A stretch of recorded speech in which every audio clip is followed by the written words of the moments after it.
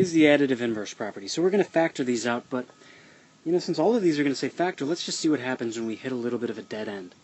So I'm going to factor this just like we did the other ones. Pull 5x from these first two terms. So they just taught us grouping, so this is the grouping approach.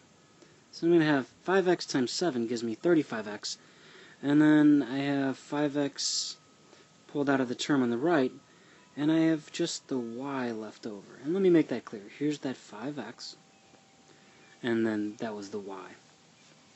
Now when I move over to this second set of numbers, 3y minus 21, and I factor out 3, I have y minus 7.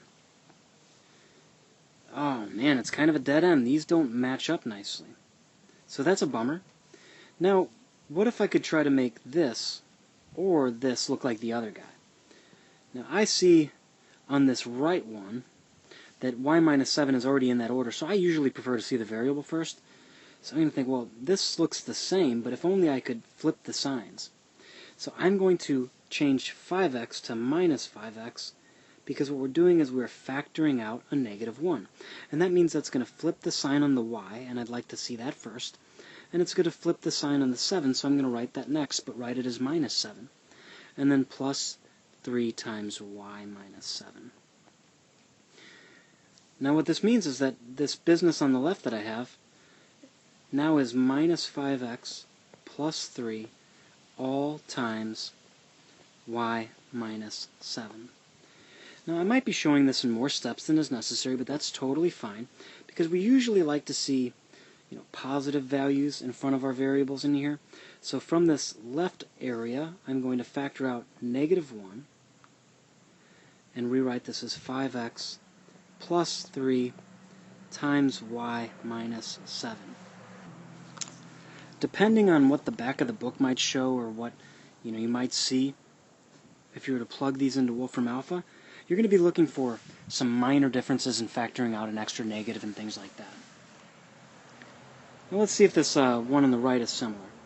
From these two terms on the left, I'm going to group them, and I'm going to pull out a c, leaving me with 1 minus 2d. On the right, I'm going to pull out 4, leaving me with 2d minus 1.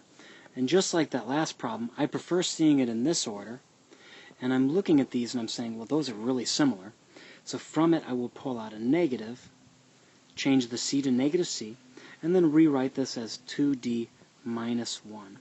Now I'm cool with that, but I could have thought of it this way as a beginning step and shown those changes if it helped me. And then I'm going to have plus 4 times 2d minus 1. Now, if you're feeling really confident, you can skip that step and be like, well, this negative can get... No, don't skip that step. I'm changing my mind.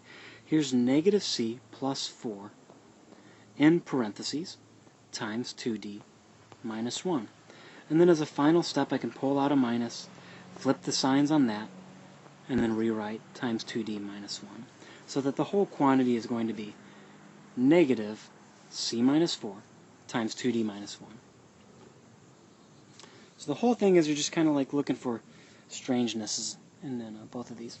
If you feel like it, make this an OYO, and I'll go through it, but since you might have had a chance to do it on your own, I'll do it a little quicker. So from these two terms on the left, I'm going to factor out p. This leaves me with 3 minus 2p. Now over here I'm going to pull out a 9, leaving me with 2p minus 3. And then like before, I'm going to have to flip the signs on this guy here, so that 2p minus 3 ends up matching up on both locations. And then here I'm going to have a negative p minus 9 times 2p minus 3. And I'll factor out a final negative, change the sign on that, leaving me with 2p minus 3. Like I said, that was quick. So if that was too quick, come over, we'll work through some examples together. Before we move on to the next deal, this is going to be the zero product property. And if you finish this video and everything's feeling comfortable, you can come talk to me about GeoGebra, and we're going to take a look at what really happens when you add that x squared term. And it'll give way more meaning as we move into the next step, where you'll have to solve these types of problems. They call these using the additive inverse property. You're just still factoring polynomials, just like in the previous sections.